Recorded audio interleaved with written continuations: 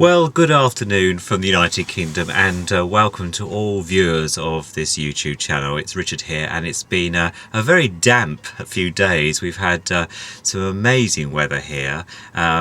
Most of all, we've had some flooding down in the southwest of the country, down in Devon and Cornwall. Very bad floods, and my heart goes out to them, but also to friends in the United States of America, who I understand from Tink, who I listened to her channel, has actually had some snow. I said very seasonal. She said it's a bit early for that. So anyway, but very unseasonal. But luckily to say, in the southeast of Kent, where I'm based, we've had actually no flooding. Though probably next week we might have a few roads flooded, but nothing in the region of what it's been like. As a way of an intro, just thought I'd give you a bit of an update about the Duel 505-2, which this would be the final part. It's actually been road tested now in the main office, main house, in the office I have upstairs. And some of you may have seen the Benny Goodman and Peggy Lee EP single that I featured on the channel recently. Now, just as a nice lead-in, I also was showcasing, or not showcasing, just road testing really, or testing out, putting it better, the V700 Panasonic camera. Now, the one I'm videoing this on is I forget the number, it's the SR something, which is a small compact, which is fantastic. It's very nice. It has been, as you probably will know if you looked to my Everest postings about 3 years ago now, it went up Everest with me, and also has done several other things since, and is the one I've had for about 5 years.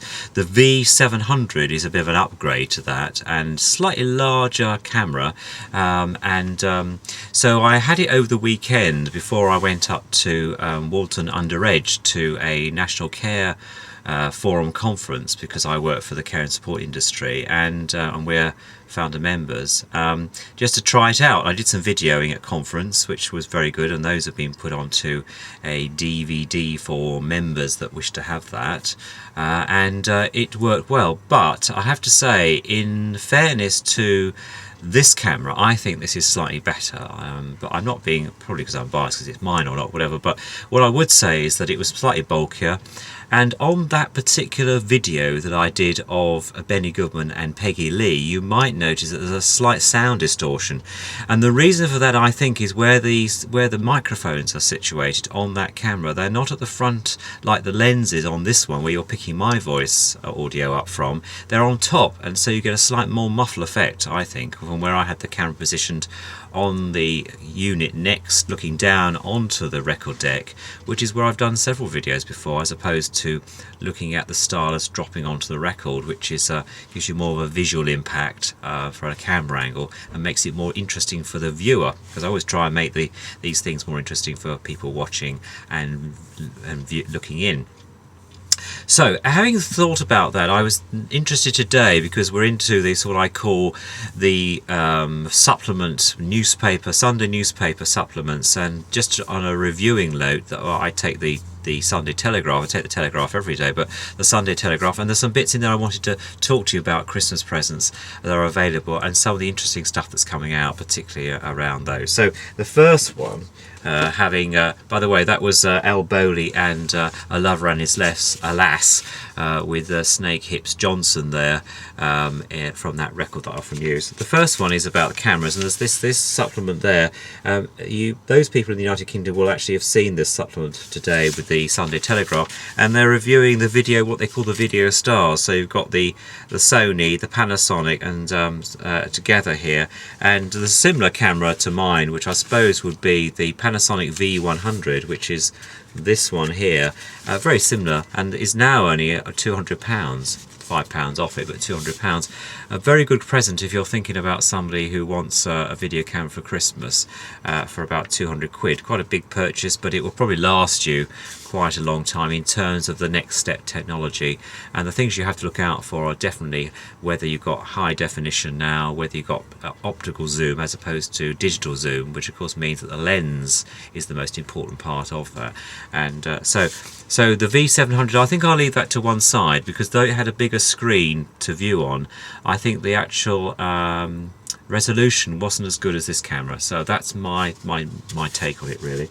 I was interested also to see in the Telegraph magazine for this Sunday also they're doing some renaissance of some things, and would you believe that Clear Audio, who are a German company, are actually featured, and you've got a lovely picture there, a lady in a renaissance type outfit, and then on the this particular deck is using some past technology under a new guise. It's wireless, which I suppose is, you know, an upgrade, though I have to say I think that has its downsides occasionally, having used Bluetooth in my car quite a bit, but also it's about £1,000, so you're going to pay over £1,000, just over, about £120 over that, for this particular deck, when quite easily you can get something as comparable, not wireless connected, though you could use an adapter I suppose, probably on eBay, like the one that I'm about to sell, for probably half of that actually, and some of these high-end types. But I thought that was an interesting take on there.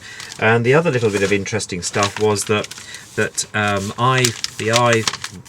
Apple have come up with a very good radio here. I mean, you can see the top end there where my finger is. This one I thought was interesting. This is £170. It looks like a 1950s style radio set where you put your iPod. I thought that was quite an interesting design. It's not DAB radio though, which I thought it might be. It's FM only, and I noticed that this year particularly there's a lot of DAB and FM radios coming on the market, which is much better because everyone will know from my blog about the switching off of that wonderful FM signal. I think I've mentioned before that I actually have got one. I've got one DAB radio now, which is the Roberts, which is a very nice one. It has got a tone and bass control, or some don't even come with that, and I listen to that quite regularly in the morning, and it gives a fantastic sound. So I'm not against DAB overall. What I am against is about chucking 52 million plus radios in the bin just because they switch that signal off or reconnect to some local station, and that's the bit where I have difficulty with actually, and I think the two should still remain running on. This coalition government that we have currently is saying they're going to review it in a few years' time. I just hope they find it far too expensive and that they actually go about it a different way, knowing what the BBC is up to these days, and if anyone will be watching that over the Jimmy Savile case and all that goes within that, but we won't go there.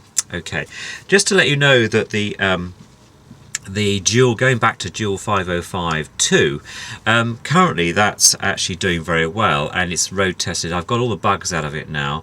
There's an interesting part though, because there is a capacitor that sits between the poles of the motor, and this one has taken a while to get used to the fact that when you switch her on, she needs to start.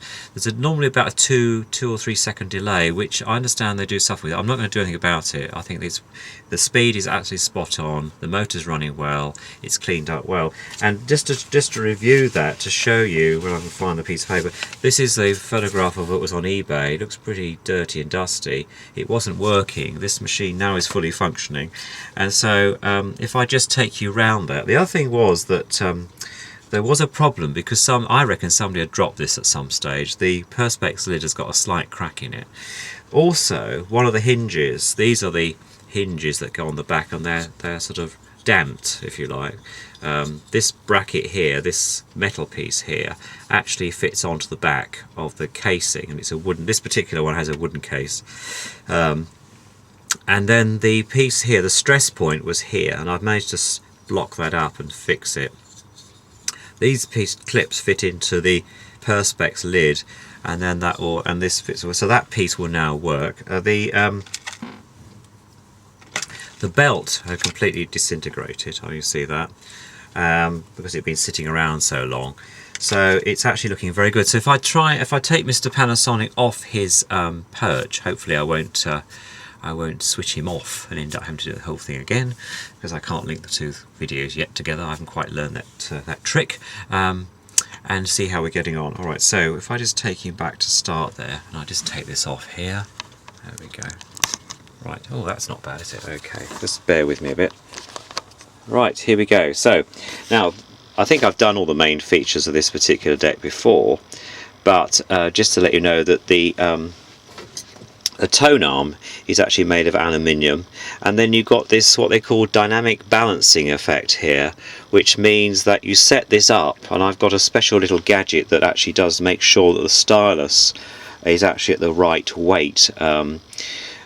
This one runs at probably about 2.5 grams, or slightly less. I think it was 2.5 grams. Yeah, or yes, no, actually 1.5 grams on this one. Looking at the how I've set it, and these, what you do, you set the balance first. So with the counterbalance, you need to balance this out first, putting the counter, the amount of downward pressure as 0, getting the arm to actually adjust itself correctly by taking the stress off here, so it's actually in the down position as if it would be on the record. Obviously unplugging it first, and then I've got a small pad type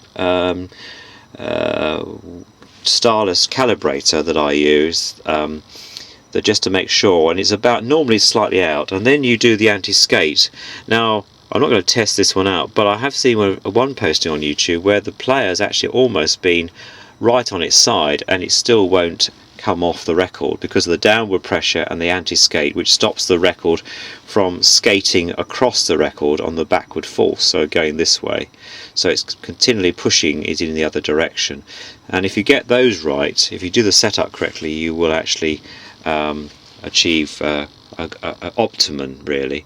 With a new stylus you would probably need to weight it slightly more, and then once it's worn in a bit, then obviously you can take the weight off.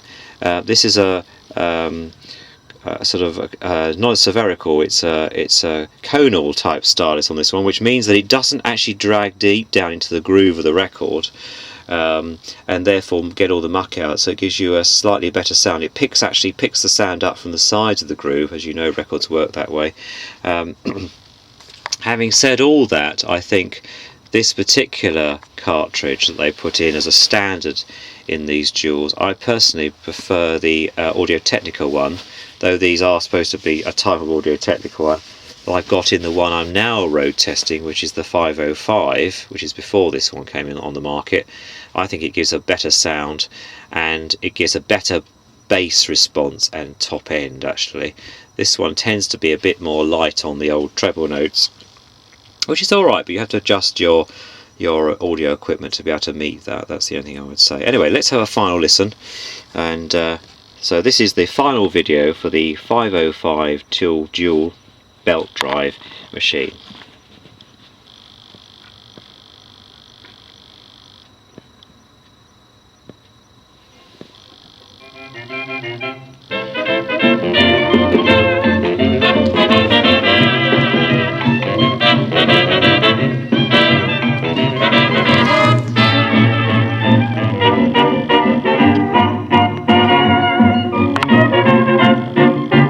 Have you ever been lonely? Have you ever been blue?